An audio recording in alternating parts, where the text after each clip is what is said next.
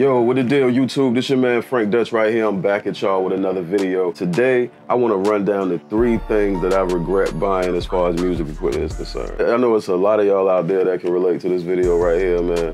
Like, I know you got pieces that's in your studio right now that you looking at and you just like, man, I just wish I could take that back right now. Before we get into the video all the way, I want to remind y'all to subscribe. I want to remind y'all to like this video right here because it's going to be a banger, you know what I'm saying? So already just hit the like button.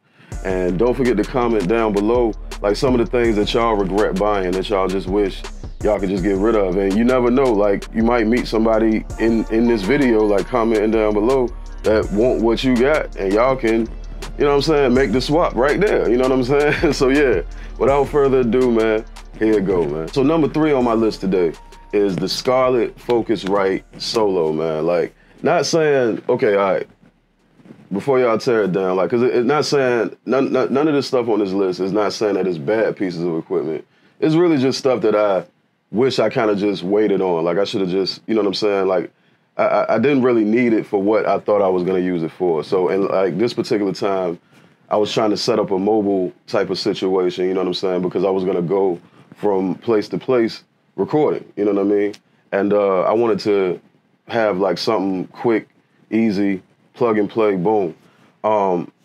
Focusrite Scarlett isn't bad. It's just for the long haul, it was kind of limited for what I was trying to achieve. And Universal Audio Apollo was just the better buy, you know what I'm saying? So I ended up just taking that back and using that. So that's number 3. All right, so number 2 on the list is cables by Hosa or Hosa, however you say it. You know what I'm saying?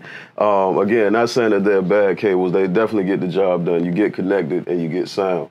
But once you start dealing in higher end pieces of equipment, you can really tell the difference in sonics, especially when you go ahead and spring for the better cables. You know what I'm saying? Like I personally like Mogami cables myself.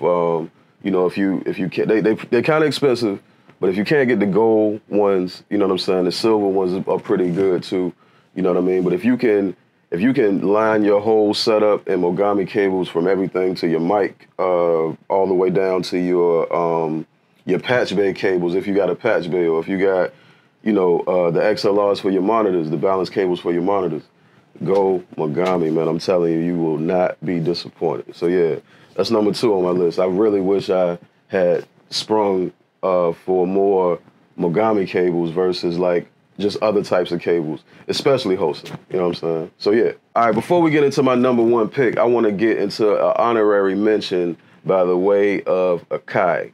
This MPK, what is it, the MPK Mini 25? Beautiful thing. I got it over here, you know what I'm saying? You'll see. But beautiful thing, you know what I'm saying? Beautiful piece. I had the red one. And it was really just, the more I think about it, it was really just impulse buy, man. I saw it. It was red and black. It's my favorite color combination. You know what I'm saying? I wanted it.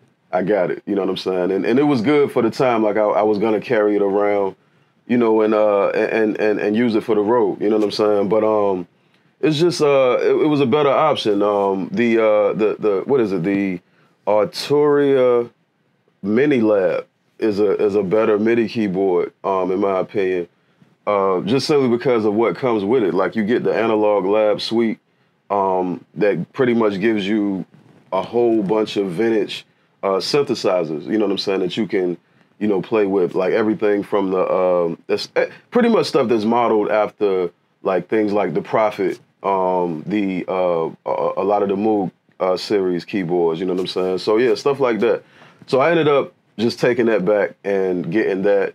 And I've been pretty cool with that ever since. You know what I'm saying? Like you know, not to mention the fact I've been disappointed in Akai products for a long time anyway. You know, I feel like in my opinion they were late to the party with the whole hardware controlling computer aspect. But yeah, that's neither here nor there. But yeah, let's get into number 1. For my number 1 pick, yeah. There's a part of me that feel like I made this video just to tell y'all that I'm really upset that I bought this. I bought a, what is it, a Slate Digital Raven? Yeah, Slate Digital Raven MTI. I want to say the end of 2018. And it was cool. Like I was kind of excited about it. I was always on the fence about getting it because it's, again, better options for a person with my workflow. You know what I'm saying? So I was always kind of on the fence about getting it. I got a good friend by the name of Jay Spade. He raved about it like back in, I want to say 2015 or 16 or so.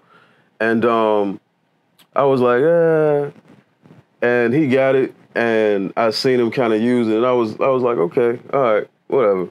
But I still wasn't convinced. I move on, time pass. I end up buying it, 2018.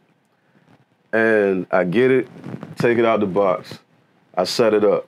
First thing, the setup process is the most extenuating process, just simply because, like, it's so many steps that you got to take, and it takes so long. They got several long videos on setting this thing up, and it was just annoying, especially in the beginning. When you finally set it up, it was issues where, like, you would open up a session and the touch feature wouldn't respond, so you'll have to go through a bunch of steps to fix that. You'll open it. Sometimes the transport bar doesn't work, but everything else does. You know what I'm saying? Like, so it was always something weird. I emailed them about it. They sent me a update file or whatever, installed the update, and it was working fine. Then all of a sudden, my house gets broken into. You know what I'm saying? And they don't take the Raven. However, they take the computer that I was using that was the most compatible for that. You know what I'm saying?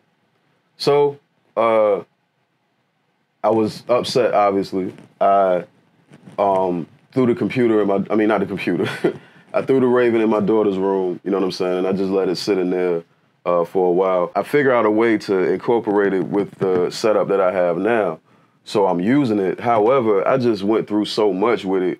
Like, it's things that I'm kind of just throwing out just to make the video shorter. But like, I should have really just bought, especially when you add in the fact that I already have a console WONT, the Softube console WONT. I already have one of those. And they recently just put out the console fader. You know what I mean? So had I just waited, man, you know what I'm saying? I could have just got the console fader and, made a little case for it, you know what I'm saying, and how the joints set up side by side or, on top of each other, whatever the case may be, and rock like that. I'd much rather do that. So with that being said, if there's anybody out there that's looking to purchase a Raven, you know what I'm saying, MTI Mark II, hit me, you know what I'm saying? Email down below, you know what I mean? I'll definitely ship it out to you. I accept PayPal, Cash App, all of that, you know what I'm saying? Oh yeah, also, just to throw that out there, because I'm serious about that, but just to mention, it's registered for Pro Tools, so if you're a Pro Tools user, it's that much easier. But if you don't use Pro Tools, there's no problem at all. I believe we can reset the license and still get it over to you, you know what I'm saying? So yeah, with that being said, man, that's the three things that I totally regret buying. Like, these are things that's my opinion. Not necessarily they're bad products, it's just that they didn't work for me. They don't fit my workflow, you know what I'm saying? So I got rid of it, you know what I mean? And this Raven is next, you know what I'm saying? So yeah, it's your man Frank Dutch right here, man. Don't forget to subscribe, like, comment, and let me know in the comment section down below, man, like what are some things that y'all, wish y'all had just left at the store, man, or wish you could take back right now, man. So yeah, it's your man Frank Dutch, man. I'm out, man. Peace.